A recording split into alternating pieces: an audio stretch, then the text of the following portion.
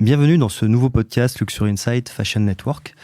Aujourd'hui, nous allons nous tourner vers l'Empire du Milieu, vers la Chine, avec Sandrine Zerbib.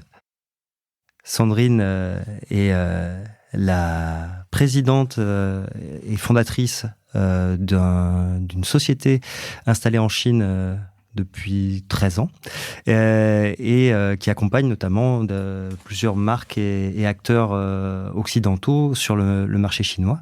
Elle a aussi été présidente d'Adidas en Chine pendant une quinzaine d'années. Nous allons échanger sur les évolutions de ce marché pendant la demi-heure qui vient. Sandrine Zerbib, bonjour. Bonjour et merci. Est-ce que vous pouvez m'expliquer comment était la Chine quand vous avez mis pour la première fois le pied là-bas et quelle était votre attente, votre vision de ce marché quand vous y êtes allé pour la première fois? Alors, quand j'y suis allée pour la première fois, je n'avais pas vraiment de vision du marché parce que je ne connaissais pas du tout la Chine et j'y suis arrivée un petit peu par hasard. Donc, ça a plutôt été le choc que m'a apporté la Chine. Et en même temps, alors le choc parce que c'était dans les années 90 très chaotique, avec des obstacles très importants au développement des marques internationales, notamment dû à la réglementation. La Chine n'avait pas encore fait son entrée à l'OMC, donc il y avait des contraintes énormes pour les marques, en particulier tout ce qui tournait autour du retail n'était pas autorisé. Il y avait aussi un pouvoir d'achat qui était encore très très faible, donc une paire de chaussures Adidas, ça représentait une portion extrêmement significative d'un salaire mensuel, voire la totalité ou même plusieurs mois de salaire.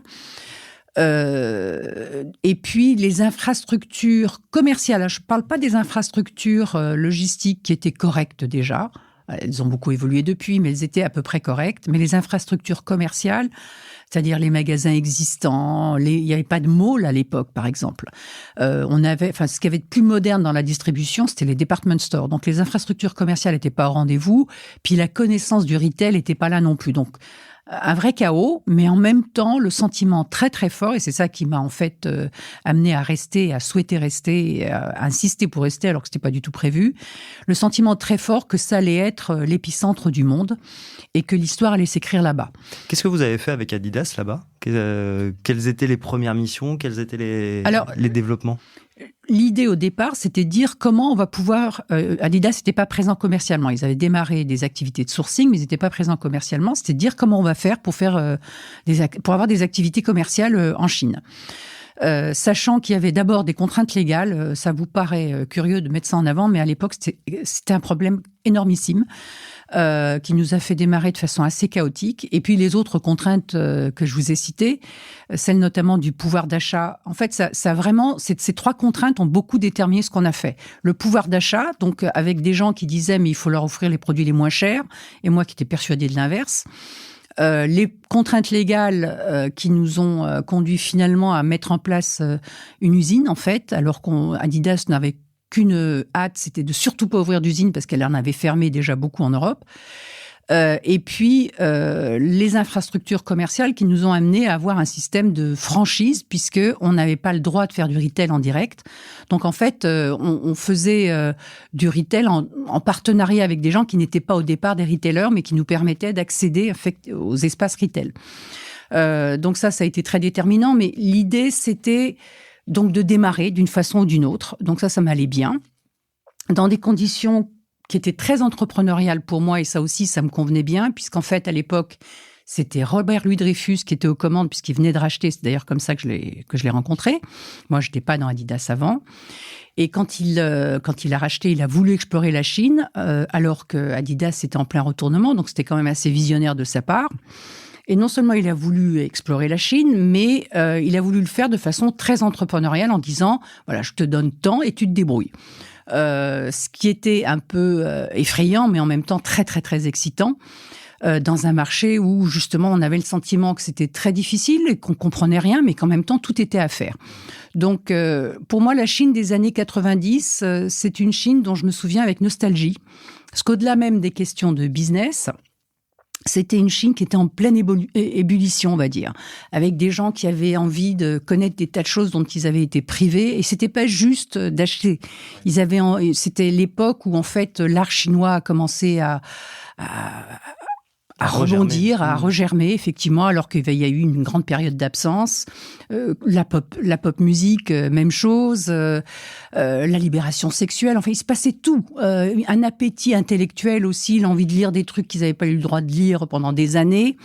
Envie de parler avec des étrangers pour comprendre comment ça se passait. Donc, il y avait une atmosphère très particulière et le sentiment que, certes, c'était dur, mais tout était possible. Ce bouillonnement culturel, comment vous avez travaillé avec, peut-être, pour calquer les ambitions d'une marque de sport européenne sur une culture qui n'était pas forcément ouverte à l'Occident à ce moment-là? Alors, du point de vue des consommateurs, elle l'était. Hein. Et je dirais même des autorités, parce que là, c'était un moment où les autorités souhaitaient faire entrer de l'investissement, pas forcément des marques, parce qu'au début, on était plus dans le manufacturing, mais malgré tout, il y avait cette ouverture. Et ça a été la possibilité de tout inventer, en fait. De tout inventer. Et comme j'avais la chance que Robert m'avait donné, en fait, un quasi blanc-seing, à part les aspects budgétaires, bien sûr, pour réinventer les choses sur place, ça permettait, pour moi en particulier, qui ne venait pas de l'industrie, d'ouvrir les yeux, de voir ce qui se passe et de dire, mais finalement, comment je vais coller à ces mouvements de population et à ces mouvements sociaux et culturels. Et ça nous a conduit à plusieurs choses. La première chose, j'étais persuadée qu'il fallait surtout pas faire du pas cher. Il fallait au contraire leur offrir nos meilleurs produits. Parce que dans le pas cher, et ça, alors c'est devenu encore plus vrai aujourd'hui, mais dans le pas cher, on n'avait aucune chance de faire concurrence à des gens qui de toute façon étaient encore moins chers. Donc il fallait offrir le meilleur du meilleur. Ensuite, une autre chose dont j'étais persuadée, c'est que il fallait avoir un ancrage très fort dans le sport. En tout cas au début. Et je me suis bagarrée pour dire on touche pas ce qu'on appelle chez nous les originals. Vous savez, c'est les trucs le trèfle, le logo de trèfle. Donc toute la collection héritage. Oui. Non pas parce que j'aimais pas ça, mais parce que je pensais qu'il fallait d'abord ancrer la marque dans le sport et ensuite via la performance. Et ensuite aller éventuellement vers du lifestyle, ce qu'on a fait. Et je pense que c'était une bonne décision parce que ça nous a permis de nous positionner de façon beaucoup plus forte qu'on ne l'aurait été si on avait dès le départ été dans du lifestyle. Non seulement de la performance, mais de la performance dans des segments et des sports en particulier où Adidas n'était pas dans son forte. Par exemple, le basketball. Oui. Le basketball, à l'époque, c'était tout pour la Chine. Un jeune Chinois urbain de bon niveau socio-économique, il faisait du basket. Et en fait, il faisait pas de foot. Oui. Il regardait éventuellement du foot à la télé, mais il n'en faisait pas. Donc, on s'est aussi vraiment battu pour avoir un maximum d'offres pertinentes en basket. D'accord. Et puis, essayer de d'avoir un cœur qui bat au rythme de la population chinoise. Et ça, vraiment, je dirais que l'apothéose de cette synchronisation, ça a été les Jeux Olympiques de 2008. Qu'est-ce qui s'est passé, justement, fin des années 90, la perspective d'avoir les JO, ça a été un appel d'air quand même pour le pays. Vous, sur place, qu'est-ce que vous avez vu et qu'est-ce que vous avez vu de la culture aussi? Qu'est-ce qui vous a marqué dans cette période-là?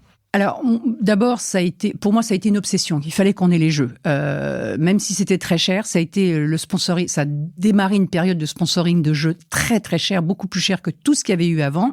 En plus, juste avant, c'était la Grèce, et la Grèce, c'était particulièrement pas cher. Et là, pour moi, c'était une obsession parce que on avait clairement le sentiment que c'était le coming out de la Chine. Que la Chine allait se montrer au monde sous son meilleur jour. Quand je dis sous son meilleur jour, c'est à la fois pour la performance sportive, sur laquelle il s'était vraiment cassé la tête pour avoir un maximum de médailles, mais également avec une cérémonie d'ouverture fabuleuse, des stades hors du commun, un accueil par les volontaires de très grande qualité et très amical. Donc, je dirais qu'il y avait vraiment ce coming out de la Chine qu'il fallait épouser, c'est-à-dire qu'il fallait les soutenir. Et on avait le sentiment que toute la nation chinoise était derrière les Jeux, ce qu'on n'a pas du tout dans les autres Jeux Olympiques. Oui. Vous allez voir, et c'est pas juste parce que c'est la France, mais en 2024, on n'aura pas ça. Les gens vont ronchonner, vont dire que ça leur pourrit la vie, et c'est normal. Je veux dire, c'est comme ça dans tous les pays. La Chine, c'était autrement.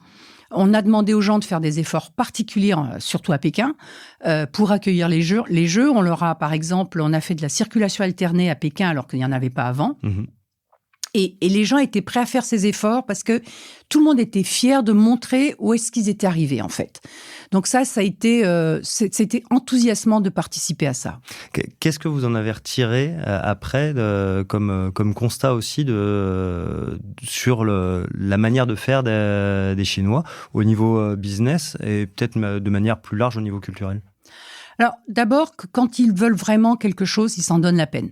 Les Jeux Olympiques, ça a été une manifestation extraordinaire. Et ensuite, les Chinois sont très bons pour faire des très beaux shows qui sont même au-dessus, en fait, de leur capacité.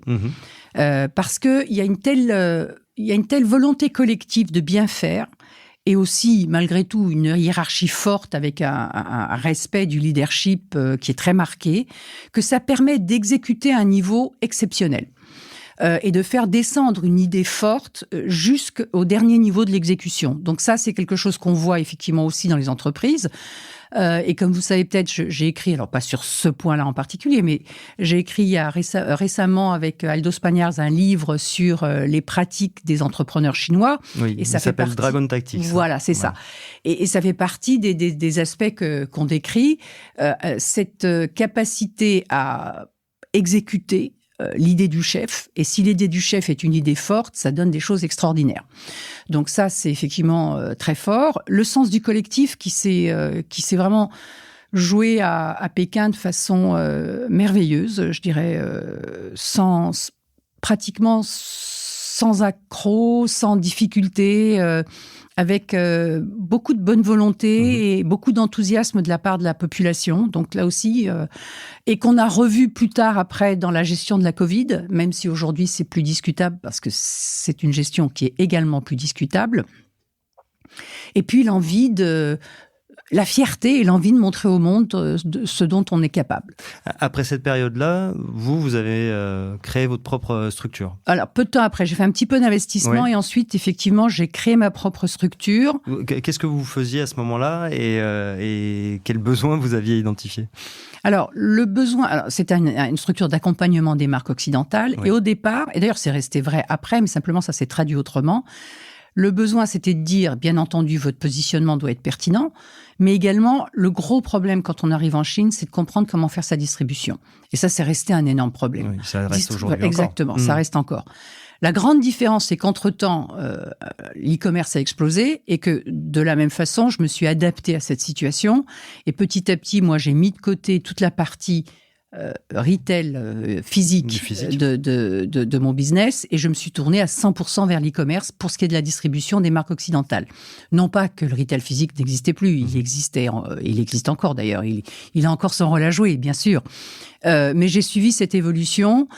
Mais c'est vrai que la grande question pour beaucoup de marques en Chine, c'est quand même la distribution. Ouais. C'est très compliqué. Par rapport à ça, pour beaucoup de marques ici, vu d'Europe, il y a une porte d'entrée, voire deux grands acteurs qui occupent le marché de l'e-commerce. Et il faut passer par eux, et sinon on n'a pas d'option. Est-ce que c'est une vue de l'esprit ou est-ce que c'est pertinent? Alors, je pense que c'est plus tout à fait comme ça. Enfin, c'est pas tout à fait vrai, si je peux me permettre. Bien sûr que ce sont des acteurs tout à fait dominants, mais d'abord, ils le sont moins qu'avant. D'accord. Le paysage digital s'est complexifié. Et moi, ce que j'encourage les marques à faire déjà, c'est d'être partout. D'être sur un maximum de channels et de ne pas uniquement jouer avec ces deux grands acteurs du digital. Ensuite, pour beaucoup, il ne faut pas démarrer avec ces acteurs-là. C'est trop gros, c'est trop cher, c'est trop complexe. Il faut démarrer soit avec... Alors d'abord, il faut démarrer... Ça dépend bien sûr de la nature de la marque sur laquelle on travaille, mais puisqu'on va dire qu'on est sur du premium... On est plutôt sur du premium. Voilà, on est plutôt sur du premium et du luxe. Et là, on va partir du présupposé que c'est des marques qui ne sont pas encore en Chine, donc pas forcément très grosses. on se lance pas tête baissée dans du Tmall ou du Jingdong. Ça, honnêtement, c'est une recette pour l'échec. Il faut poser sa marque. Pour poser sa marque, il faut passer un certain temps, avant même de la distribuer, à la faire exister. D'accord. La faire exister en travaillant sur les médias sociaux, notamment par exemple WeChat. Oui. Sur les médias sociaux, en faisant aussi appel à des KOL, surtout des KOL communautaires, c'est-à-dire pas forcément les grandes stars qui coûtent très très cher et qui de toute façon sont en train de perdre du terrain. Bon, d'abord, les deux plus grandes stars, l'une après l'autre, ont eu des problèmes, oui. Donc elles ont quasiment disparu du paysage. Mais aussi, de toute façon, c'est pas le bon deal pour des petites marques niches. Pour les petites marques niches, ça va être plus ce que j'appelle le KOL communautaire, qui va être qui va avoir beaucoup d'influence dans son milieu et qui va... Mais sur le marché chinois, ça représente déjà... Voilà, et puis ensuite, ça fait tache d'huile. Et ensuite, ça fait tache d'huile. Donc, exister, et puis une fois qu'on existe, commencer à se poser la question de la distribution. Avant même de vendre quoi que ce soit, il faut exister. Mais même vendre, ça va pas tout de suite être sur Tmall. Même quand on a commencé à exister, on peut ouvrir par exemple un WeChat Store pour démarrer. Ou on peut ouvrir des pop-up sur Tmall Luxury Pavilion avant d'ouvrir son magasin définitif. Donc, il faut vraiment y aller. Et c'est pas qu'une question de prudence et de dire on fait étape par étape. Mais y aller tête baissée, sauf à avoir vraiment des budgets absolument considérables. Sur les gros channels, ça marchera pas. Oui. Ça marchera pas. On sera perdu dans la masse. Qu'est-ce qui a changé en quelques années là, et qu'est-ce qui a changé la période Covid finalement sur le potentiel d'une marque occidentale pour entrer sur ce marché-là? Alors, ça dépend des marques. Oui. Ça dépend des marques. Je pense que aujourd'hui, alors il faut rétablir un peu le discours et l'équilibre dans le discours, parce que on est passé du mon Dieu, il y a que la Chine pour exister. Exactement. À la Chine, c'est pourri, j'y mets plus les pieds. Enfin, j'exagère un petit peu, mais il n'y a pas eu de réflexion de fond. On est passé d'un extrême à l'autre. Or, la Chine, d'abord, c'est très très loin de s'être effondrée et ne va pas s'effondrer, sauf à ce que le monde entier s'effondre. Avant, pas le souhaiter. Voilà, exactement. La Chine ne va pas s'effondrer, c'est certain. Donc, ça reste un marché extrêmement intéressant. Malgré tout, ça reste aussi un marché qui est de plus en plus difficile. Qui est d'abord difficile parce que s'il est difficile d'accès, en ce sens qu'on peut pas y aller. Donc, comme on peut pas y aller normalement, déjà, ça rend les choses compliquées, parce que comprendre à distance une culture et un marché qui sont très différents des nôtres, c'est toujours plus compliqué. Ensuite, c'est un marché où il y a une hyper concurrence comme on n'en voit nulle part ailleurs. Donc, on est en concurrence avec tout le monde, avec toutes les marques occidentales, toutes les marques asiatiques, plus les marques chinoises. Donc, c'est une concurrence qui fait que tout coûte plus cher. Tout coûte plus cher. Pour exister, on va devoir être non seulement plus malin, mais avoir des poches plus profondes. Ça, c'est certain. Ensuite, ça va prendre du temps. Et donc, il faut être capable d'envisager ce temps-là. Quand vous dites ça prend du temps, ça veut dire quoi? C'est qu'un développement qu'on pourrait avoir sur le Japon ou même si le Japon en ce moment c'est compliqué, mais disons sur les États-Unis. Mais sur les États-Unis, il faut multiplier par 2 le temps de. Moi, je dirais 2 ou 3. 2 ou 3. D'accord. 2 ou 3. Et en plus, aujourd'hui, la concurrence. Alors, on avait tendance à négliger la concurrence locale jusqu'à il y a peu de temps en Chine. Oui. Aujourd'hui, on ne peut plus négliger la concurrence locale. Alors, dans l'hyperluxe, on a encore relativement peu de concurrence locale. Dans les autres segments, c'est plus du tout la même chose. La concurrence locale est devenue, d'abord, c'est considérablement améliorée en termes de produits, en termes de marketing, en termes d'approche go-to-market. Et puis ensuite, tout ça est porté par un certain nationalisme dans la consommation. Si on combine le tout, ça fait effectivement une entrée qui est difficile. Vous le disiez par exemple dans le sport, le nationalisme en question, couplé à une amélioration des produits, des Bien marques sûr. Phares, Anta, Li-Ning, fait que c'est pas si simple que ça pour les marques occidentales de garder les parts de marché qu'elles avaient auparavant. Alors, et c'est arrivé très vite en plus. C'est arrivé très vite, c'est-à-dire que Nike et Adidas étaient vraiment en tête et de loin pendant des années sur ces marchés, et personne n'avait anticipé que si rapidement, en fait, Nike soit déjà menacé par Anta et que Adidas a déjà, en fait, laissé sa place de numéro 2 à Anta.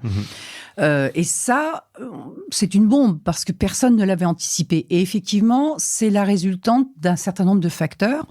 Je dirais, bien sûr, un petit peu de nationalisme orchestré, en ce sens que toute l'affaire du coton du Xinjiang, ça a porté atteinte, c'est clair, aux marques étrangères qui sont perçues, c'est pas juste une question de boycott punitif, elles sont perçues comme ne soutenant pas la Chine. Oui. Or, dans le sport, ne pas soutenir la Chine, c'est pas possible, quoi. Dans le sport, on est obligé de soutenir le pays, sinon ça n'a pas de sens. Mais là, il y a un problème de perception. Et puis ensuite, les marques locales se sont considérablement améliorées, même s'il y a encore pas mal de chemin à faire. En termes de design produit, de fonction produit, ça s'est énormément amélioré. Les magasins sont plus beaux, sont plus attrayants. Les campagnes sont bien plus réussies. Oui, ils sont à la hauteur. Elles sont tout à fait à la hauteur. Et la sensibilité, en plus, des marques chinoises à leurs consommateurs, elle est au top. C'est-à-dire qu'en fait, ils ont un radar, ils ont une capacité à lire le consommateur qui est très supérieure, même aux meilleures marques internationales. Là-dessus, est-ce que on sait que sur le marché du luxe et du premium, le débouché auprès de la clientèle chinoise au sens large et pas seulement du marché chinois reste très très important, devrait rester l'un des moteurs du secteur. Est-ce qu'il y a des interrogations sur la capacité à voir se développer des marques qui sont sur qui peuvent venir prendre des parts de marché aux grands acteurs du luxe de demain ou après-demain? Alors, d'abord, en Chine, il faut vraiment jamais dire jamais, parce qu'on nous a prouvé l'inverse. Le sport, effectivement, est un excellent exemple de segment. On nous a dit, mais ça ne pourra jamais arriver, et puis c'est en train d'arriver.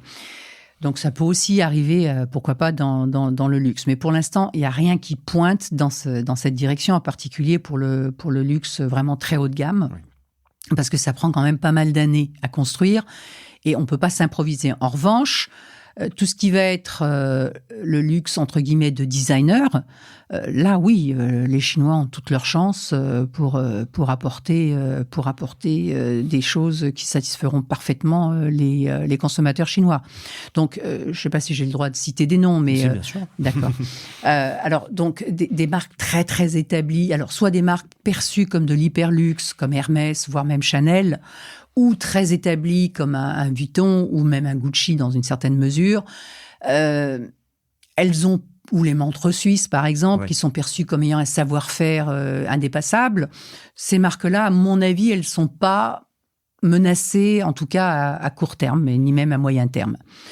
Ensuite, pour ce qui est des marques de designers, je pense qu'on ne peut pas dire qu'elles soient menacées, parce que là, il y a un besoin de variété.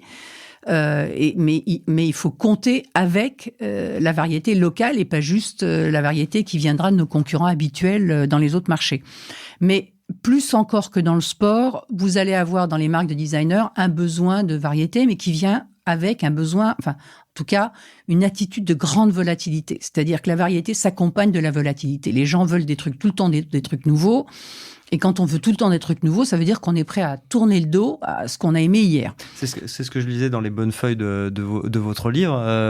L'innovation et la nouveauté, en Chine, ça se concrétise de manière beaucoup plus importante que dans nos marchés européens ou même américains. Alors non seulement ça se concrétise de façon très importante parce qu'il y a une demande de nouveauté, il y a une soif de nouveauté qui est très supérieure du point de vue des consommateurs. Puis les consommateurs en plus sont très accueillants pour tout ce qui est nouveau, y compris dans la technologie, alors qu'on a tendance en Occident à être un petit peu méfiant par rapport à certaines innovations avant de les accepter. C'est exactement l'inverse en Chine. Eux, ils foncent. Ils foncent à fond.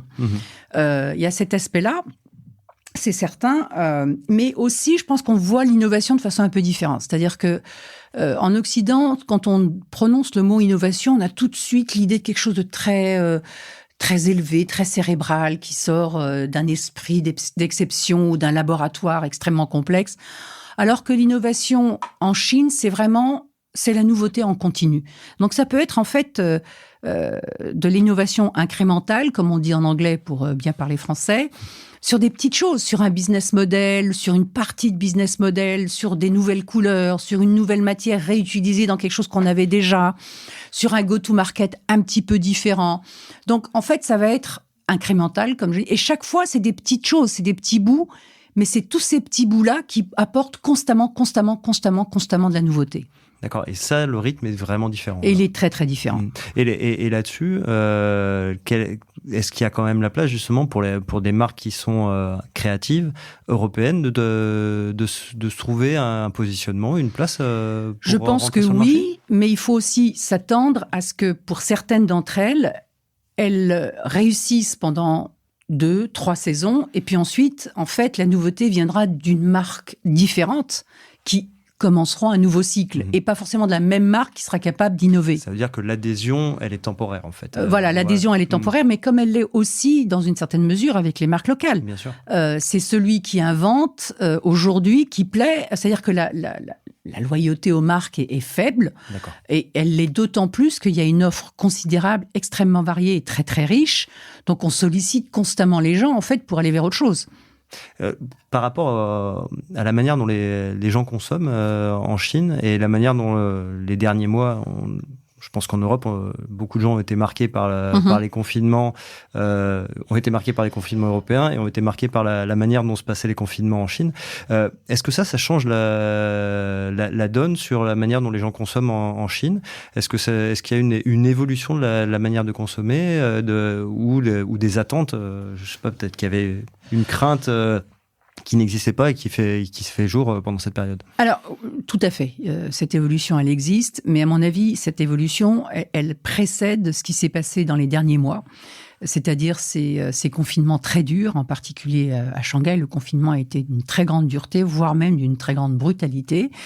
Mais en réalité, les changements de comportement dans la consommation, ils ont démarré bien avant. Ils ont démarré au tout début de la Covid, alors que la Chine était en train de démontrer au monde, en tout cas à ce moment-là, qu'elle était capable de maîtriser la Covid mieux que qui que ce soit d'autre. Enfin, quelques pays que ce soit. Et de fait, moi, quand j'habitais à Shanghai, puisqu'en fait, j'ai eu la chance de quitter Shanghai juste avant les confinements de cette année, j'ai jamais vécu de confinement à Shanghai. Jamais, jamais. Alors que mes amis qui habitaient en France ou ailleurs en Europe ont été effectivement confinés. Moi, je ne l'ai pas été. D'accord. Mais malgré tout, ça a été un coup de semonce, on va dire, pour le consommateur, qui s'est rendu compte que tout pouvait arriver. Même si à l'époque, on avait une vision plutôt optimiste de la Chine et de sa capacité à gérer l'épidémie, malgré tout, il y a eu un changement d'attitude brutal entre une consommation qu'on pourrait dire folle et un peu échevelée qu'on avait juste avant la Covid, basée sur beaucoup d'endettement, en particulier chez les jeunes, et on a fermé le robinet presque du jour au lendemain. Presque du jour au lendemain, et je pense en fait que cette capacité à fermer le robinet, elle est plus forte en Chine, pas parce que c'est pas pour des raisons génétiques, mais tout simplement parce que l'histoire de la consommation est plus courte et que donc on a encore ses parents ou ses grands-parents qui se rappellent de moments très durs où il faut économiser. Donc effectivement, historiquement, on est encore marqué en fait, et on peut revenir à des modes, voilà, avec des comportements beaucoup plus frugaux. Ce qu'on a vu, mais vraiment dès le début de 2020. D'accord. Dès le début de 2020, on a vu des consommateurs beaucoup plus prudents. Souhaitant, non seulement, alors d'une part, souhaitant faire des économies pour, on ne sait jamais ce qui va se passer, dans un pays où en plus, par rapport à nous Français, les filets de sécurité n'existent pas. Hein, donc, je crois qu'on ne se rend pas vraiment compte de la chance qu'on a, tout à fait. Hein. Tout ce qui a été chômage partiel et le quoi qu'il en coûte, ça n'a pas du tout existé en Chine. D'accord. C'est-à-dire que quand il y a des plans de relance en Chine, c'est jamais des plans de relance qui s'exerce directement sur le consommateur, pas du tout. Donc tout ça a fait que les gens effectivement sont passés en mode consommation frugale et puis sont passés aussi en mode je change mes valeurs, c'est-à-dire consommation vers le wellness, la santé, le bien-être. Alors, on arrête l'upgrade pour, je prends un exemple idiot, mais on fait moins d'upgrade pour le rouge à lèvres, mais on va faire beaucoup plus d'upgrade pour la nourriture qu'on mange, par exemple. Ou alors, on va moins s'intéresser dans la cosmétique à la couleur, mais beaucoup plus à la qualité du soin que je mets sur ma peau. C'est vraiment été dans ce sens-là.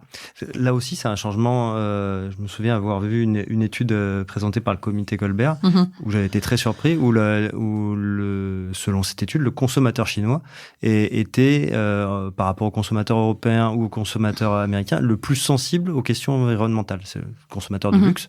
Mais donc concrètement, c'est vraiment devenu un des sujets de préoccupation assez fort. C'est un énorme sujet de préoccupation, mais c'est un sujet de préoccupation très concret. C'est-à-dire qu'en fait, ça n'est pas... ça va pas être des manifestations derrière Greta Thunberg. C'est pas du tout comme ça que ça va se manifester. Ça va se manifester par qu'est-ce que je ressens moi en tant que consommateur. Où est-ce que je suis en risque? Quels sont les produits qui me mettent en risque? Parce qu'en fait, je vais être affectée quotidiennement par l'air que je respire, par la nourriture que j'ingurgite. Il y a des scandales alimentaires qui me rappellent à l'ordre. Ou de la nourriture que je donne à mes enfants, puisque les scandales alimentaires, comme on le sait, ont aussi pas mal touché les laits infantiles. Donc c'est très concret, c'est-à-dire que c'est pas du tout idéologique pour le coup. C'est vraiment très concret. C'est ma vie, ma santé, la santé de ma famille, la santé de mes enfants. D'accord. Et donc il y a une réorientation des budgets vers ces sujets-là. Les marques européennes, françaises, occidentales, elles peuvent se saisir de ça pour rentrer sur le marché avec certaines normes qu'on a ici, les mettre en avant pour séduire un client là-bas.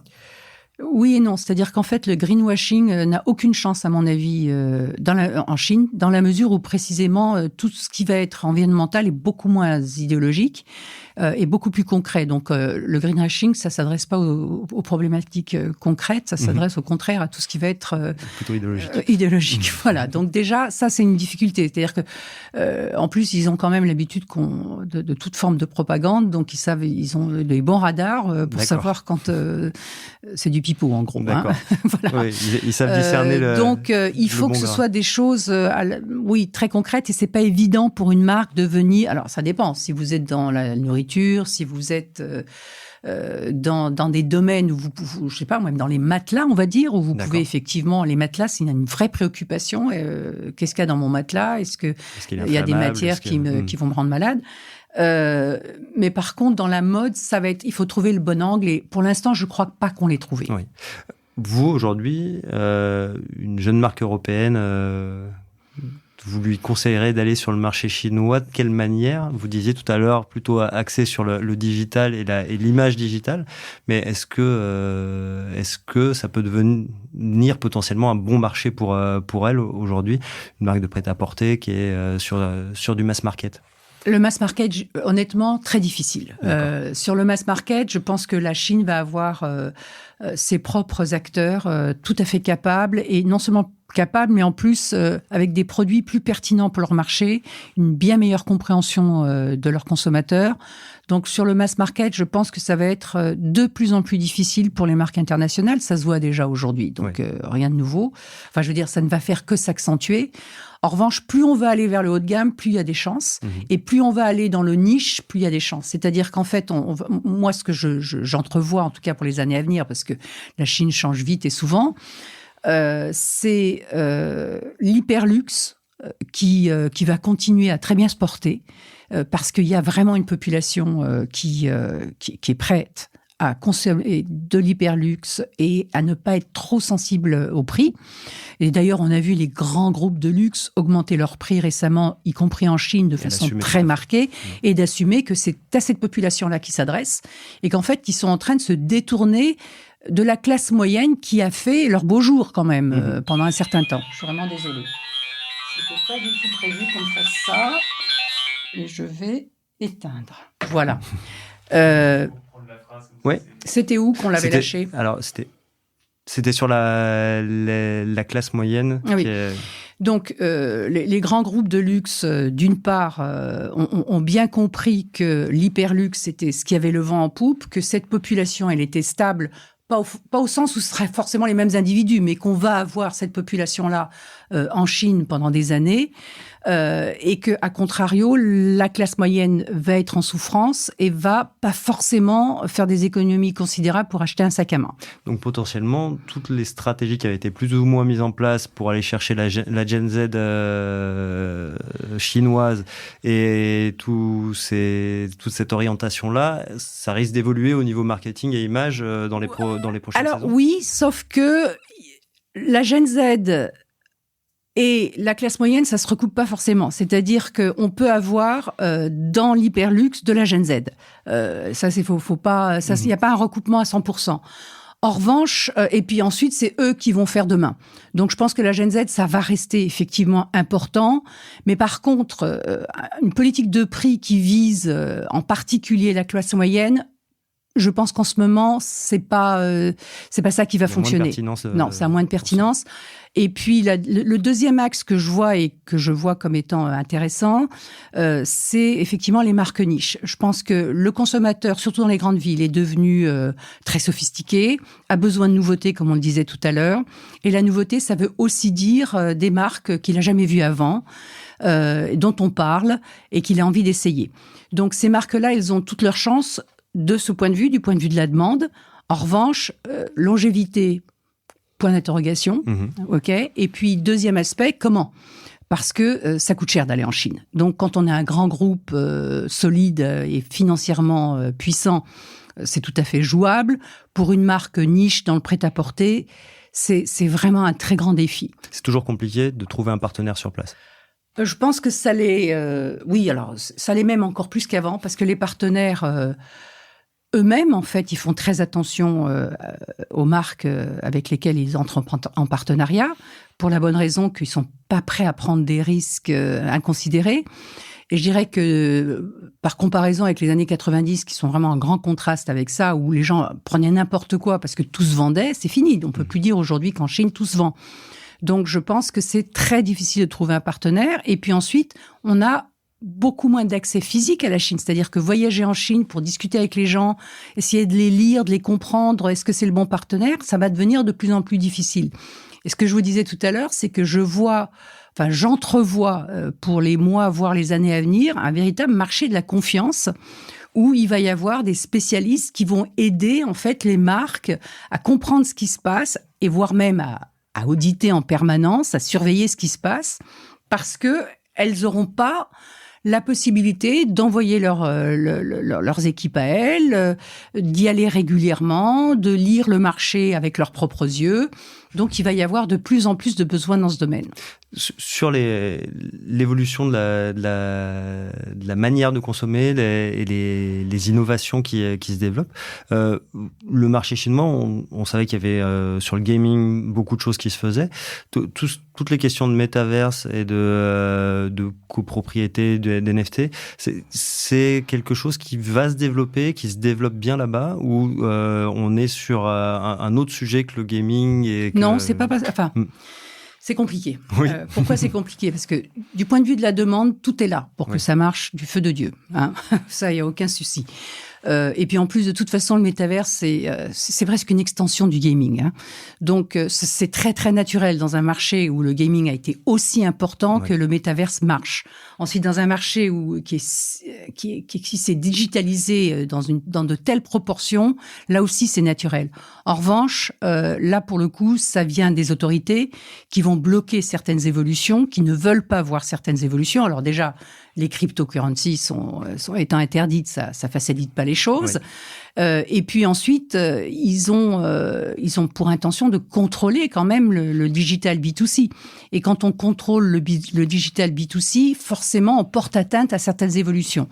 Donc, on va être sur une espèce de ligne de crête entre les deux. D'un côté, une véritable demande qui est naturelle, qui est là. C'est quand même en Chine qu'on a eu les premiers avatars KOL, KOL artificiel, si je puis dire.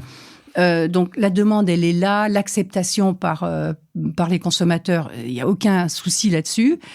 En revanche, des contraintes légales, réglementaires qui vont être très, très lourdes. Donc, probablement que la Chine trouvera une autre voie. Voilà, exactement. Et pour moi, et c'est exactement ça. Pour moi, il y aura un métaverse chinois, comme il y a eu d'ailleurs un Internet chinois. Parce qu'en fait, l'Internet chinois, c'est presque un intranet, si vous voulez. C'est hermétique. Oui, c'est assez hermétique, voilà. Et il y aura un métaverse chinois très particulier, qui n'appartiendra qu'à la Chine, mais qui sera sous contrôle en tout cas relatif, des autorités. On va sortir de la Chine parce que vous êtes revenu en Europe et vous travaillez pour un groupe chinois. Tout à fait. Qui s'appelle qui s'appelle Baozun. Et qui est donc le leader des opérations e-commerce. Alors, c'est un métier un petit peu unique à la Chine. Les grandes plateformes du type Alibaba ou Jingdong ont demandé dès le départ à avoir affaire à des spécialistes et non pas directement aux marques. Donc en fait, se sont créés des opérateurs e-commerce. Certains ont investi plus que d'autres, certains ont été plus intelligents que d'autres et sont devenus leaders. C'est-à-dire, en fait, on peut dire qu'ils ont presque un rôle de département e-commerce externalisé pour les entreprises clientes qu'ils ont. Et Baozun, c'est l'archi-leader dans son domaine. Et ce qui est intéressant par rapport à ça, ce que vous me disiez, et on l'a vu aussi avec les récentes annonces d'Alibaba, c'est que ces grands groupes chinois sont en train de se développer en dehors des frontières du marché chinois. Absolument. Alors, d'abord, dans le cas de Baozun, ils sont cotés à la fois aux États-Unis et à Hong Kong, donc ça leur permet effectivement d'avoir plus de flexibilité que d'autres. Et puis, aujourd'hui, d'une part, le métier de TP est amené à évoluer. Donc, la relation qui est souhaitée avec les marques est amenée à évoluer aussi. Et dans un marché qui se ferme un petit peu, enfin plus qu'un petit peu d'ailleurs, je pense qu'il y a de vraies opportunités pour un groupe comme Baozun pour avoir une relation non pas simplement de service provider, mais de partenaire en fait avec les marques. Et puis ensuite, effectivement, diversification géographique, parce que la Chine était tellement en avance sur le digital et l'e-commerce et tout ce qui va être le digital B2C, qu'elle a vraiment quelque chose à apporter au reste du monde. Parce que dans le reste du monde, ce qui est intéressant, enfin, quand on regarde, les États-Unis sont légèrement plus avancés que l'Europe, mais enfin, c'est quand même pas non plus jour et la nuit. C'est pas la demande qui est pas là, c'est l'offre. C'est-à-dire qu'en fait, le Gen Z européen ou américain a les mêmes modes de consommation et en fait va passer du temps sur le digital de façon très similaire à celui qu'on voit, par exemple, en Chine. Mais il n'a pas, en Europe, aux États-Unis, les mêmes outils. Et il n'a pas l'offre. Donc, en fait, tout ce qu'on a vu se développer en content marketing, en marketing transactionnel, en Chine en particulier, en live streaming, utilisation des KOL, c'est très en avance en Chine et on voit déjà se profiler des vraies possibilités ici. Ce qui est intéressant, c'est que les gros acteurs chinois viennent prendre des parts de marché, ou en tout cas développer leur savoir-faire sur l'Europe, sur les États-Unis, peut-être sur d'autres marchés demain. Tout à fait. Il y a la donne risque aussi d'être changée de ce côté-là. Ça va être très très intéressant à observer parce que d'un côté ils ont besoin de relais de croissance, c'est clair. La Chine n'offrira plus à terme les mêmes niveaux de croissance que ce qu'il y a eu jusque-là. Mais de l'autre côté, ce sont des groupes, pour certains d'entre eux, qui sont assez fortunés, donc ils ont les moyens d'investir et ils ont les savoir-faire. Donc quand vous combinez le besoin de relais de croissance, les savoir-faire et les ressources financières, ben vous avez tout sur la table pour que ça puisse avancer dans ce sens-là. Ben on va voir quelle sera l'adhésion des marchés à ces arrivées-là. Mais en tout cas, ça risque de changer pas mal de choses. Ça risque de changer pas mal de choses. La seule vraie grande question, c'est est-ce que les tensions géopolitiques vont avoir une influence là-dessus ou pas ? Et ça, on le saura quand ? Je pense que ça variera d'un marché à l'autre. Sandrine Zerbib, merci. C'est moi qui vous remercie. C'est ainsi que se termine ce podcast Luxury Insight Fashion Network. À très vite pour de nouvelles écoutes.